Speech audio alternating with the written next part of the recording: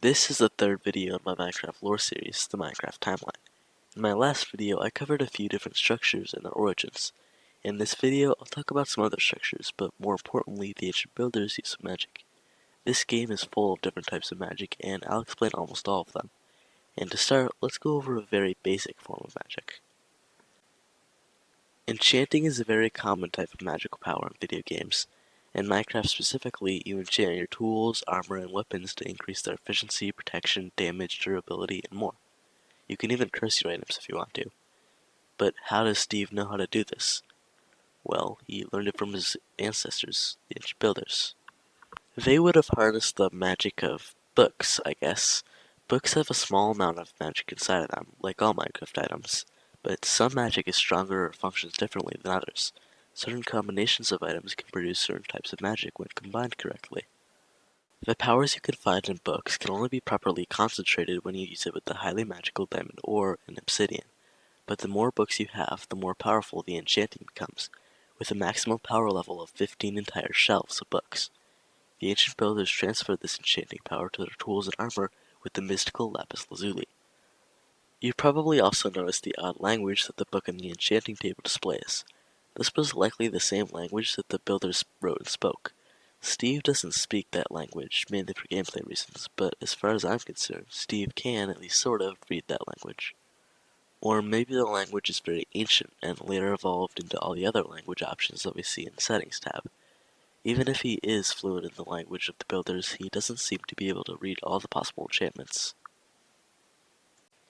Another magic system that's probably even more popular in video games is a potion system. This kind of magic goes back to the idea of every item in Minecraft having a little bit of power, specifically the items in the ingredients section of the recipe book.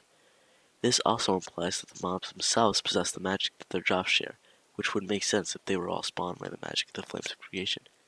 In this case, their magic is drawn from the energy found within blazes, a type of power unique to them. The villagers would have had knowledge of the power of items. Clerics are villagers who sell and buy potion ingredients.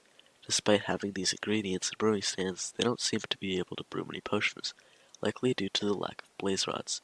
Considering their passive lives, the villagers likely haven't visited the Nether, so I suspect that the ancient builders were the ones who gave them the brewing stands. Who knows if they even know how to brew? Even the wandering trader is aware of brewery, possessing invisibility potions and knowing of Milk's ability to remove the effects of potions. He drinks Invis all the time, so it's possible that the wandering trader at least does know how to brew. There are also other kinds of magic that certain items display. Blocks grow when placed, crafting gets rid of or makes new matter, and it goes on. Until this video, I never really thought about some of these mechanics being able to fit into the lore of Minecraft.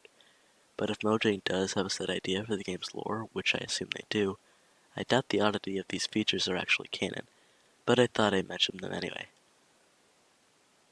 But let's circle back to the blazes. They can only be found in nether fortresses, and even though they don't technically have to spawn via the monster spawners, I still don't think they're a product of the Flames of Creation, at least not naturally.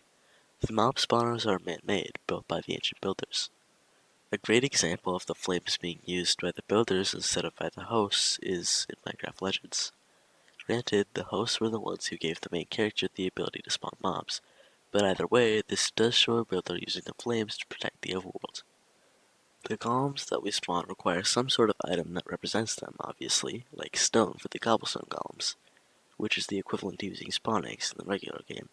The spawners also need lapis lazuli, which I've already mentioned is a very magical item in comparison to other ores. So anyway, after creating the blazes with magic, they likely discovered how revolutionary the blaze rods could be for other types of magic, and so decided to try and farm them in a fortress that they built in the Nether, a dimension where blazes thrive. Another instance of how the ancient builders used the spawners lies in the trial chambers, deep beneath the surface. Rather than being used for materials, these spawners summoned the undead to train the ancient builders.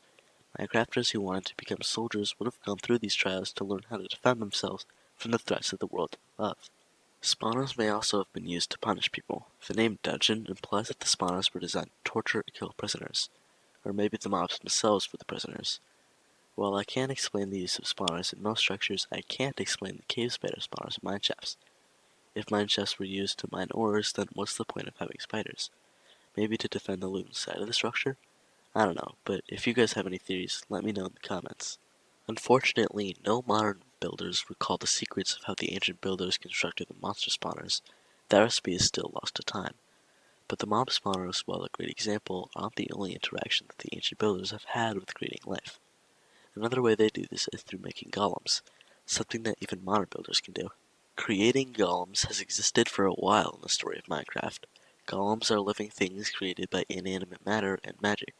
There is obviously the iron golem, copper golem, and snow golem, but there are also redstone golems from Minecraft Dungeons and cobblestone golems from Legends, as well as many other types we see across the franchise. We mainly consider golems mobs that we can build using blocks. The ability to live is likely drawn from the power possessed by the carved pumpkins, the signature block all 3 golems of Minecraft use. However, as evident from Minecraft spin-offs, this isn't the only way to create golems. This has led many to suspect that some mobs in Minecraft, even if they aren't called golems, are golems. The Ravager is a good example. The villagers created them to combat the villagers' iron golems. They may not be totally created from inanimate material, but that's a theory for another video. Now, I mentioned this in my last video, but it's possible that the Guardians were golems specifically designed to protect a monument to the gods. They're not only made using magic, but also possess the magic themselves, being able to blast a controlled beam and even stop intruders from being able to mine. But I've thought about it recently, and I do think there might be an alternate explanation. Maybe the ancient builders built the monument in a specific area where Guardians live so they could easily farm their prismarine, a resource found in no other mob. This could explain how Guardians consistently spawn even after the ancient builders all disappeared. This doesn't, however, explain why some Guardians have the ability to stop players from mining. How would that have been useful for them in the wild? Also, how do they drop armor trims? Are those not man-made?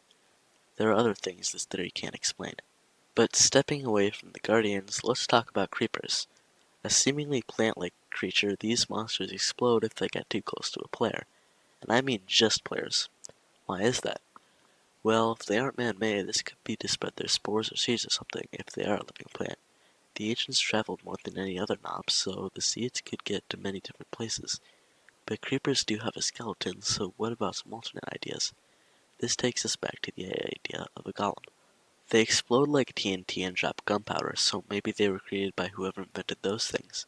They have a built-in detection system that allows them to explode on specific mobs, like ancient builders. Maybe certain civilizations, like the ones who built the desert temple and who show interest in creepers and explosives, or jungle dwellers who have access to plants and trapping knowledge, built them to destroy other builders, and Steve happens to be an enemy tribe. They would have covered the creepers and plants so they could more easily sneak up on enemies. This shares the same problem that the Guardian theory has. How did they consistently spawn without the ancient builders? If I had to come up with a solution, it'd be that the Flames of Creation sort of remembers or stores mobs, even handcrafted ones, and can spawn them in other areas. But that's plenty about creating life. Now let's talk about types of magic unique to the player. Ancient builders have the unique ability to interact with the world around them on a large scale. But that's not really magic, so what is? Crafting seems to be a little bit magical. As I've said, every item has magic, and when you put them together, new types of magic may emerge. Players have also pointed out the multiple inaccuracies when crafting, specifically how matter is lost and some is gained, conflicting with the scientific law of conservation of mass. This means there is some magic at work, likely the flames of creation, and maybe even a magic that counters the power of creating, providing the power to destroy. There's an effect that, to my knowledge, only affects builders, and you get it from drinking an ominous bottle. These can be obtained from trial chamber vaults or by killing pillager captains. What's notable is how this bad omen effect can trigger certain events such as raids or ominous trials, and it only works with builders. This mysterious effect knows who it's inhabiting to some extent. This is abused by the Illagers to track your location and ideally find a village to raid. However, we haven't gotten to the Illagers yet in the timeline, so we'll continue with that later.